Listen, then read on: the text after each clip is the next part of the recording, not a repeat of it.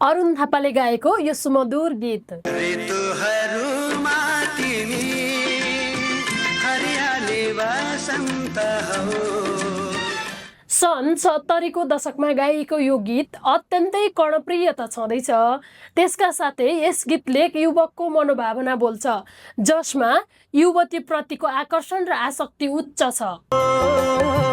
निर्दोष छन् ती तिम्रा हत्केलाहरू।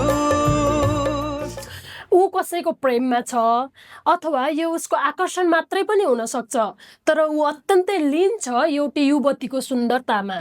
सायद जीवनको कुनै मोडमा ती युवतीको सान्निध्य पाएको छ उसले। लामो होस् या छोटो, बुझेको छ उसले युवती शिशिर ऋतु जस्तो कठोर पनि छैन र ग्रीष्म ऋतु जस्तो भतभत पोल्ने पनि छैन। छिन्त बसन्त ऋतु जस्तो सौम्य र आकर्षक। हरियाली वसन्त हो। युवतीलाई प्रकृतिसँग दाँच्ने क्रममा ऊ उनीलाई नदीसँग पनि तुलना गर्छ। नदीहरूमा तिमी हो पवित्र गङ्गा हो।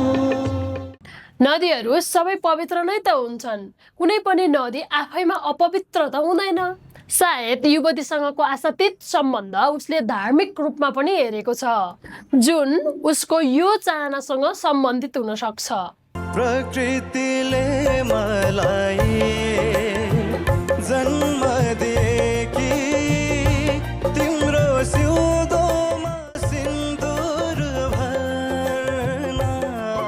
बल्ल बल्ल पाएको एक जुनीको सम्पूर्ण उद्देश्य नै एउटा नारीको सिउँदोमा सिन्दुर भर्न सुम्पेको छ उसले। कस्तो समर्पण! ऊ त्यतिमा मात्रै सीमित छैन। सरस्वतीले कलम थमाएकी तिम्रो सुन्दरताको सधैँ बयान गर्न। गीतकार राजेन्द्र रिजालले युवकको समर्पणमा मात्रै शब्द खर्चेका छैनन्, युवक मार्फत नै बोल्न लगाएका छन्, तर युवतीको चाहना पनि यी हरभरमा इङ्कित गरेका छन्।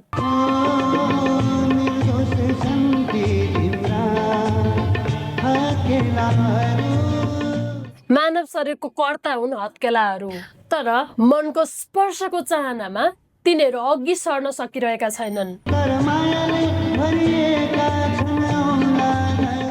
तर भित्री मनको चाहना शरीरले के लुकाउन सक्थ्यो र? सल्बलाउन खोजेको औँलाहरूले देखाइहाल्छन्। आकर्षणको चाहना औँलाहरूमा मात्रै सीमित छैनन्।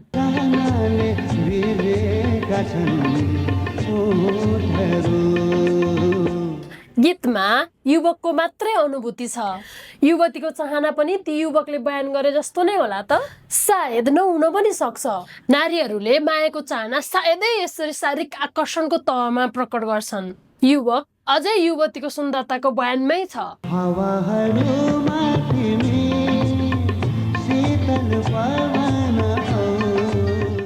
हावाका विभिन्न रूप हुन्छन्, हुरीलाई सम्हालेर शीतल बदासमा बदल्न त सायद कोही मान्छे खोज्दैन।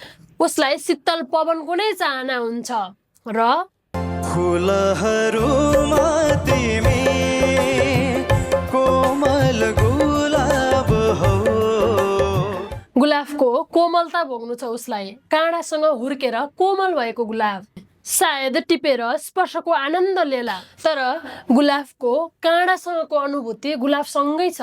हरियाली वसन्त हो। वसन्तपछि आउने ग्रीष्मको कल्पना वा त्यसलाई सम्हाल्ने धैर्यता होला त उसमा? त्यसको लागि फेरि एकपटक सुन्नुहोस्।